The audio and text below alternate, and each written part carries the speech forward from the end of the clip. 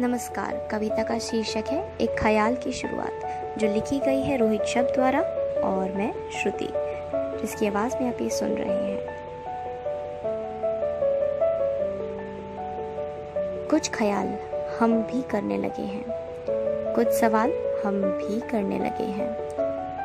ज़रा ख्याल रखना इन सवालों का, कुछ जवाब हम भी देने लगे हैं। कुछ ख्याल हम भी करने लगे हैं, कुछ बात हम भी करने लगे हैं, कुछ मुलाकात हम भी करने लगे हैं। कुछ ख्याल रखना इन मुलाकातों का, इन मुलाकातों की बात अब हम भी करने लगे हैं।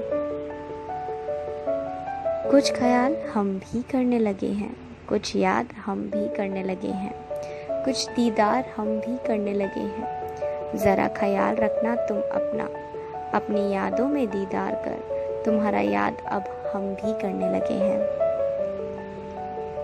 कुछ ख्याल हम भी करने लगे हैं, कुछ अश्क बहने लगे हैं, कुछ आह भी भरने लगे हैं। ज़रा ख्याल रखना अश्कों का, तुम्हारी याद आने से अश्क अब इन आँखों से बहने लगे हैं।